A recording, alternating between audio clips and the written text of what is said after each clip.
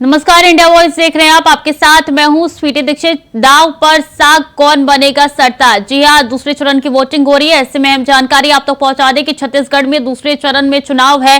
3 बजे तक 55% से ज्यादा मतदान हो चुके हैं। भूपेश बघेल समेत कई दिग्गजों की किस्मत दांव पे है। तो दूसरे चरण की वोटिंग हो रही है और 3 बजे तक की अगर बात की जाए तो जो प्रतिशत निकल के सामने आना था, हालांकि उससे कम ही प्रतिशत आए हैं सामने। 55% से ज्यादा मतदान हो चुके हैं। और ऐसे में आपको बता दें कि भूपेश बघेल समेत कई ऐसे दिग्गज हैं जिनकी साख दांव पर लगी हुई है। तो 3 बजे तक 55% से ज्यादा मतदान हो चुकी है। ये अहम जानकारी आप तक पहुंचा रहे हैं। भूपेश बघेल समेत कई दिग्गजों की किस्मत दांव पे लगी हुई है और कई ऐसे दिग्गज हैं जो कि इस चुनावी मैदान में दूसरे चरण में प्रत्याशी के तौर पे खड़े हैं। अरुण साव का भी नाम निकल के इसमें सामने आया है।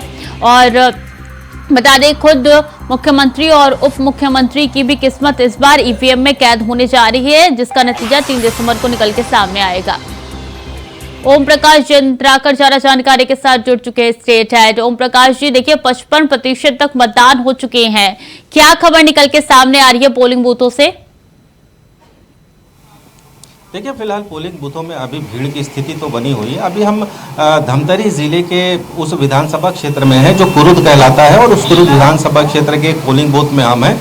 अभी भी काफ़ी भीड़, लोगों की लाइन लगी हुई है यहाँ पर। और अगर मैं यहाँ के आंकड़ों की बात करूँ तो तकरीबन 65.32% मतदान पूरे धमतरी जिले में हुए हैं और जिसमें कुरुद में 66.40, धमतरी में 64.30 और सिहावा में 65.30। तो जाहिर तौर पे सबसे ज़्यादा वोटिंग छत्तीसगढ़ के अंदर फिलहाल 3 बजे की स्थिति में कुरुद के अंदर हुए हैं और धमतरी जिले के अंदर हुए हैं। और मैं इसी विधानसभा क्षेत्र में खड़ा हूं जहां पर अजय चंद्राकर भाजपा की ओर से और तारिणी चंद्राकर कांग्रेस की ओर से चुनाव लड़ रहे हैं। हालांकि अभी छत्तीसगढ़ की पूरी समीकरणों की बात की जाए तो पब्लिक के बीच में काफ़ी उत्साह है। ये देखने में तो ज़रूर आया है कि जगह जगह पोलिंग बूथों पर हम गए, लगातार हम पोलिंग अलग अलग मतदान केंद्रों में जा रहे हैं। वहां पे लोगों में खासा उत्साह है वोटिंग को लेके। इसमें खास तौर पे महिलाएं काफी तादाद में बढ़ चढ़कर हिस्सा ले रही है। जो यूथ वोटर है, जो नए वोटर है, जो पहली बार वोट दे रहे हैं, उनके अंदर ये उत्साह है वोट देने के प्रति। तो जाहिर तौर पे उत्साह काफी है लोगों में। और फिलहाल कभी इस स्थिति कयास लगाना भी मुश्किल है कि किसका पलड़ा भारी रहेगा और किसका पलड़ा भारी नहीं रहेगा। लेकिन मतदाता जो है वो साइलेंट है। जाहिर तौर पे एक किसी एक बेहतर जो वो वोटिंग का जो प्रतिशत रहा है उससे यही संभावना व्यक्त की जा सकती है कि छत्तीसगढ़ में लोग जो हैं अपने मनपसंद की सरकार फिर से चुनने वाले हैं। जी बिल्कुल चंद्राकर जी, बने रहिए, पल पल के अपडेट आपसे लेते रहेंगे। और बता दें कि छत्तीसगढ़ में कई ऐसे दिग्गज हैं जिनकी साख दांव पे लगी हुई है। चुनावी रण में कौन कौन है और जिनकी साख दांव पे लगी हुई है, ये भी आप तक हम जानकारी पहुंचाएंगे। और कौन कौन से ऐसे मंत्री है जिनकी साख दांव पे लगी हुई है, ये जानना काफी अहम हो जाता है, क्योंकि दूसरे चरण का चुनाव और अंतिम चरण का ये चुनाव हो रहा है। और छत्तीसगढ़ में बता दें कि कांग्रेस से भूपेश बघेल इस बार दूसरे चरण के चुनाव में है और टीएस सिंहदेव भी है। चरणदास महंत, ताम्रध्वज साहू भी दूसरे चरण के चुनाव में इनकी साख जो है वो दांव पे लगी हुई है।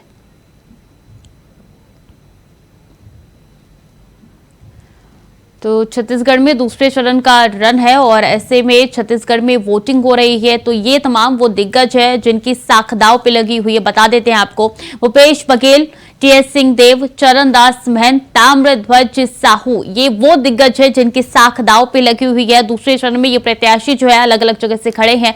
पाटन से सीएम भूपेश बघेल है, टीएस सिंहदेव है, चरणदास महंत की भी इस बार जो साख है वो दांव पे लगी हुई है।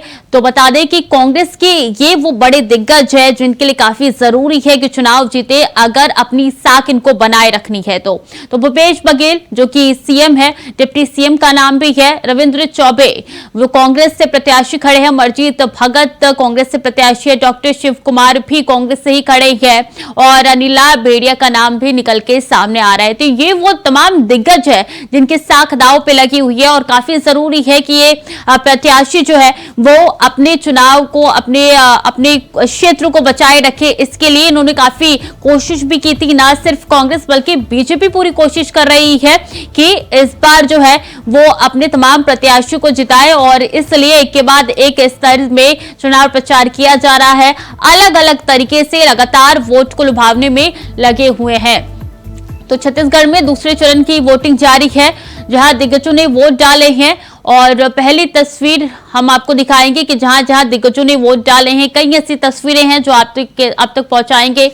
और वोट जो डाले हैं, ये 6 तस्वीरें आपकी टीवी स्क्रीन पर नजर आ रही है, जहां पहली तस्वीर छत्तीसगढ़ के राज्यपाल विश्वभूषण हरिचंदन की है, जिन्होंने अपने मताधिकार का इस्तेमाल किया है। वहीं दूसरी तस्वीर है सीएम भूपेश बघेल की, तो वहीं तीसरी तस्वीर है छत्तीसगढ़ के डिप्टी सीएम टीएस सिंहदेव की। चौथी तस्वीर है बीजेपी एमपी सरोज पांडे की। पांचवी तस्वीर की बात की जाए तो बीजेपी प्रदेश अध्यक्ष अरुण साव की तस्वीर है। छठी तस्वीर कांग्रेस सरकार में मंत्री और प्रत्याशी ताम्रध्वज साहू की है।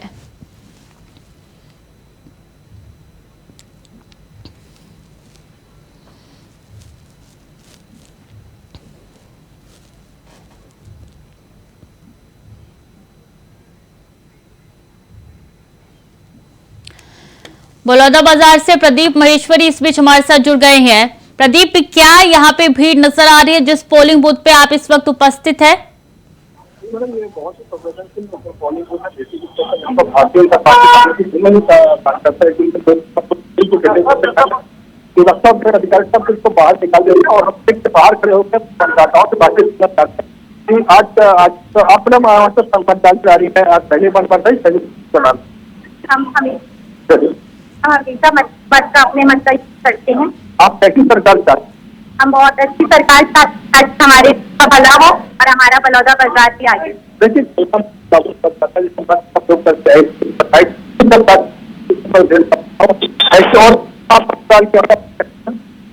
ऐसा अनुभव है आपको?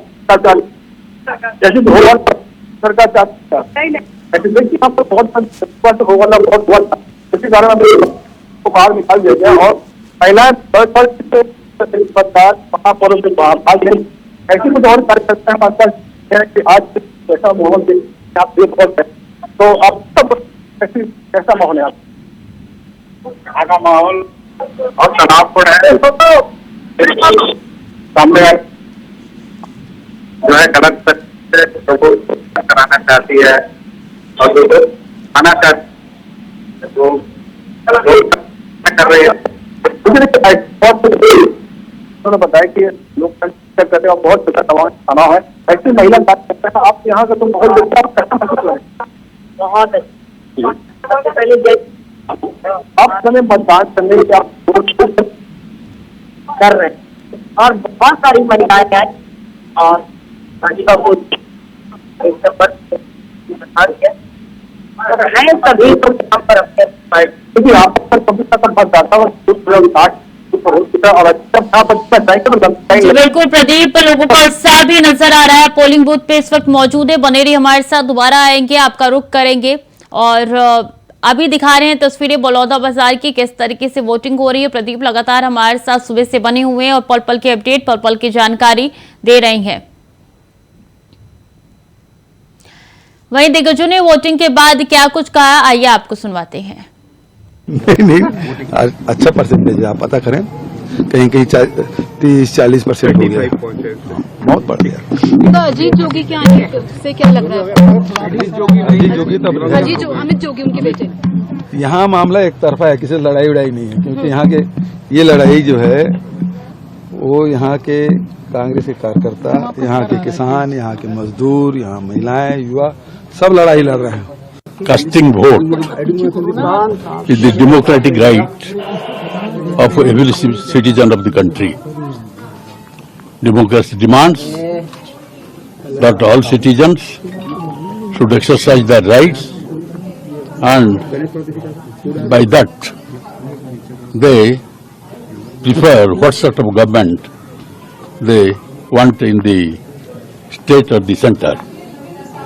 So we have come and cast our vote and other things That will be decided after the election. निश्चित तौर पर लोकतंत्र का महापर्व चल रहा है, सभी को इसमें अपनी हिस्सेदारी निभानी चाहिए और सभी का एक वोट प्रदेश की दिशा को तय करता है। मुझे लगता है कि ये दिशा भारतीय जनता पार्टी के पक्ष की है। पिछले 15 सालों में जब हमारी सरकार थी, भाजपा की सरकार थी, तो प्रदेश आगे बढ़ा, यहाँ विकास की योजनाएं लागू हुई। लेकिन पिछले 5 सालों में छत्तीसगढ़ की तस्वीर बदल गई और अपराधगढ़ के तौर पर भ्रष्टाचार की एक पहचान यहाँ पर छत्तीसगढ़ में स्थापित हो गई है। इस पहचान के विरोध में भारतीय जनता पार्टी के पक्ष में लोग मतदान कर रहे हैं। सफलता मांगी, काम करने का अवसर मांगा और लोगों के हित में काम कर सकूं, मुझे उस योग्य बनाए और बनाए रखें। तो लगता है माँ का पूरा आशीर्वाद इस बार अरे यार आराम माँ के ऊपर है। आराम से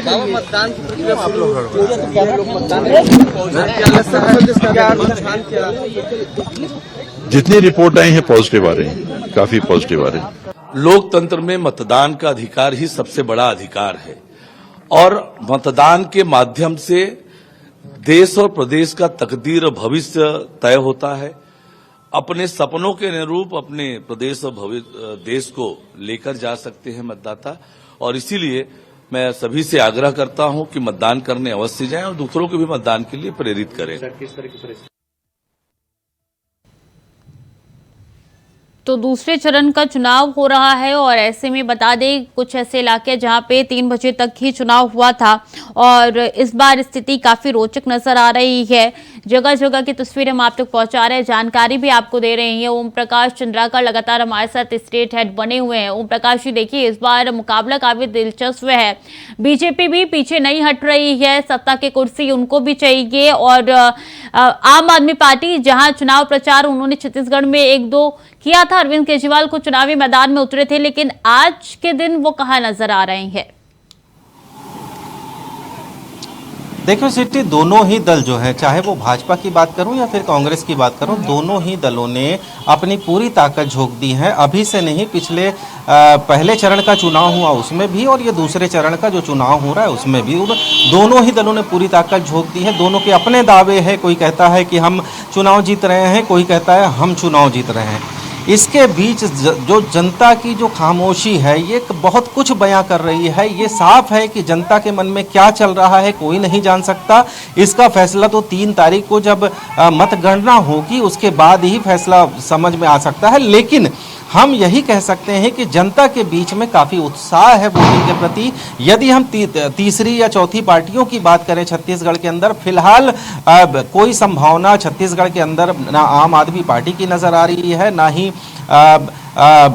अन्य जो दल छोटे दल हैं उनकी संभावना नज़र आ रही है, क्योंकि 2 प्रमुख दल होते हैं छत्तीसगढ़ के अंदर, भाजपा और कांग्रेस, दोनों के बीच ही फैसला होता है और इस बार भी यही कुछ होने वाला है। जी, तो क्या आपको इस बार एंटी इनकम्बेंसी का फैक्टर नजर आ रहा है?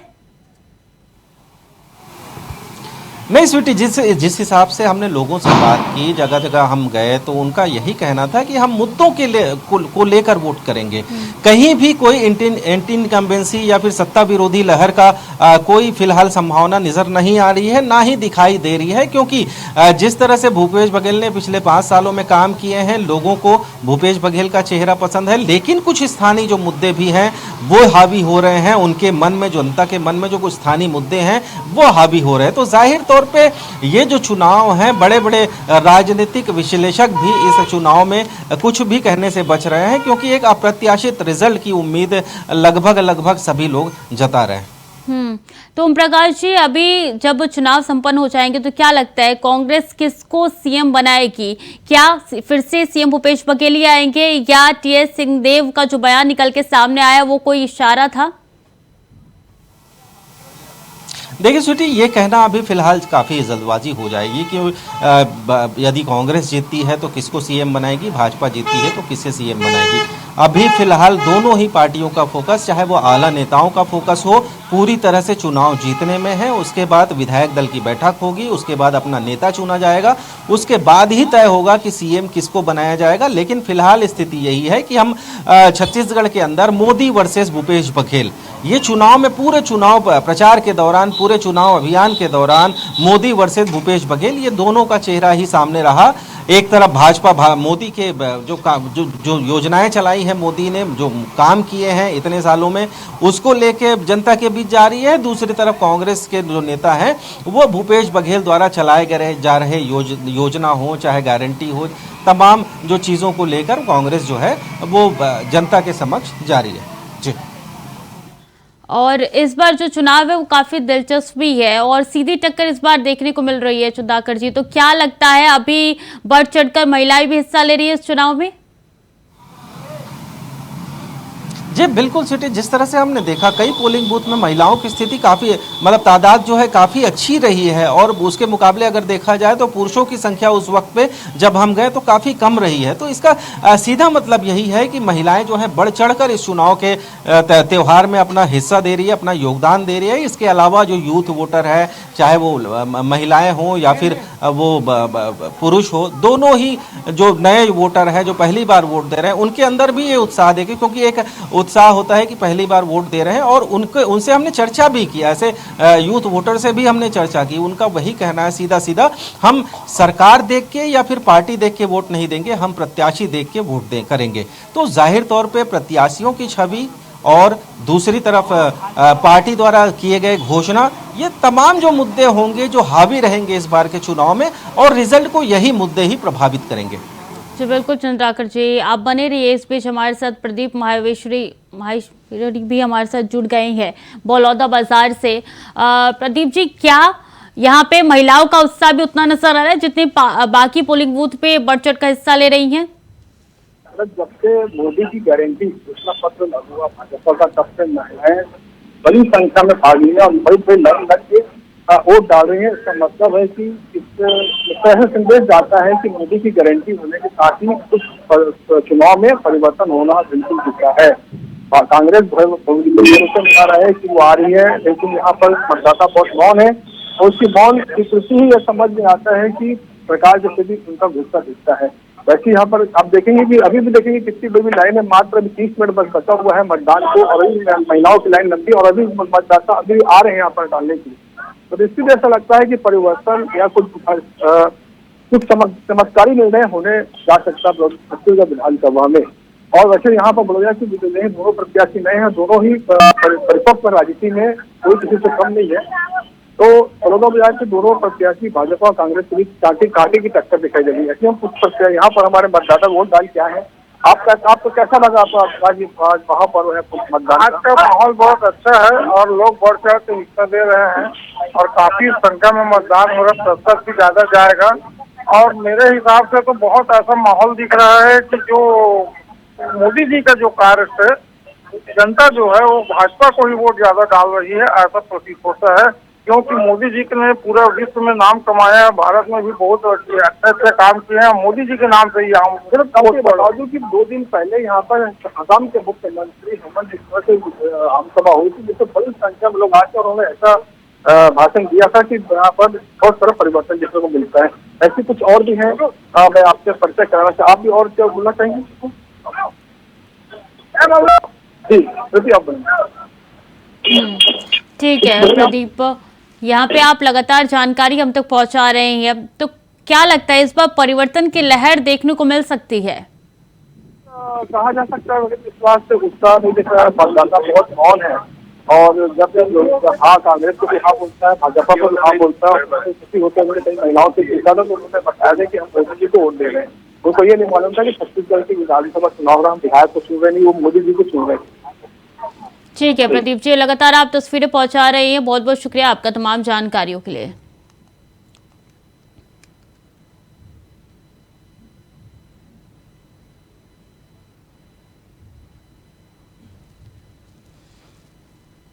और छत्तीसगढ़ में दूसरे चरण में चुनाव जारी है। इस बीच जनता कांग्रेस छत्तीसगढ़ जोगी के राष्ट्रीय अध्यक्ष श्रीमती रेणु जोगी और प्रदेश अध्यक्ष अमित जोगी ने मतदान किया है। इस बीच जोगी कांग्रेस के राष्ट्रीय अध्यक्ष रेणु जोगी और अमित जोगी ने प्रेस कॉन्फ्रेंस किया है, जिसमें बीजेपी और कांग्रेस दोनों ही पार्टियों पर जमकर बरसे।